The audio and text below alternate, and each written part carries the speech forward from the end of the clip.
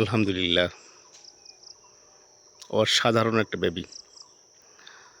প্রথমবারের মতো ring neck ফিসেন্টের baby নিজের চোখে দেখলাম এবং হাতে নিলাম। অন্যরকম একটা অনুভূতি। প্রিয় ভিউয়ার্স, আসসালামু আলাইকুম।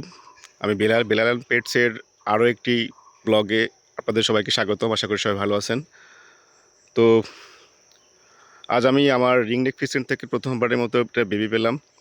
অনেকগুলা ডিম পেয়েছি এই সিজনে। তো ডিমগুলা আমি আমার দেশি মুরগির নিচে তাদিতে বসাইছি।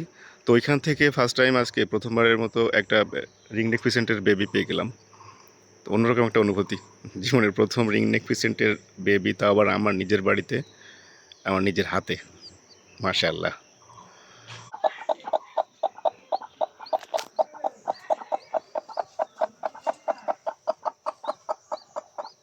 এই যে বেবি, কটা বেবি আছে? একটা, দুইটা, দুইটা, দুইটা, দুইটা, দুইটা, দুইটা, দুইটা, দুইটা, হ্যাঁ দুইটা। অলরেডি দুইটা বেবি ডান। মাশাআল্লাহ মাশাআল্লাহ। তো ওই মুরগির নিচে দুটা বেবি অলরেডি ডিম থেকে হ্যাস হয়ে বেরোয় গেছে।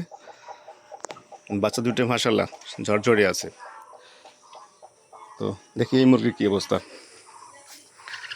এই মুরগির তো হ্যাঁ, না এখানে কোনো খবর নেই,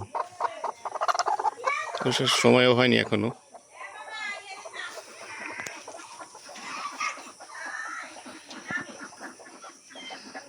আমাদের যে বেবিগুলা আজকে আমরা পেয়ে গেছি, বেবিগুলা এরকম হবে বড় হলে। এই যে ওদের বাবা মাই, যে এই হচ্ছে রিং নেক ফিসেন্ট। এদের লেজটা বেশ লম্বা হয়, বাট আমার এখানে ওদের লেজগুলো ভেঙে গেছে।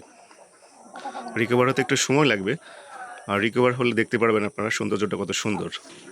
অসাধারণ একটা ফিসেন্ট, খুবই সুন্দর লাগে। লেজ যখন পুরা থাকে, পুরোপুরি মানে ওর যে শারীরিক অবকাঠামোটা যখন পুরোপুরি থাকে, অসাধারণ লাগে।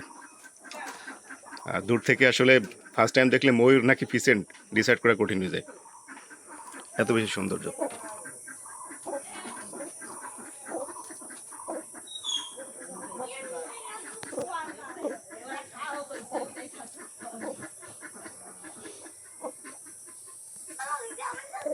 এটা হচ্ছে ফিমেলটা, যে ফিমেলটা আসলে ফিসেন্টের কোনো ফিমেলই কালারফুল হয় না, একই ধরনের দেখতে হয় সাধারণত।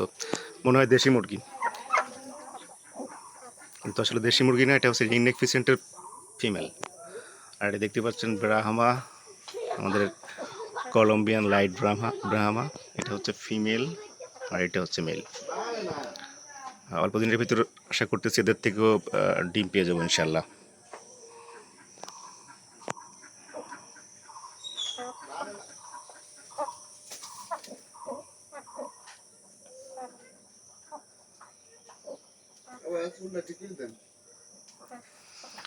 তো এই হচ্ছে খামারের বর্তমান অবস্থা। আপনারা দোয়া করবেন যেন আমি আরও কিছু রিং নেক ফিসেন্টের বেবি পেয়ে যাই, আর যেগুলো অলরেডি পেয়ে গেছি এগুলো যেন সুস্থ থাকে,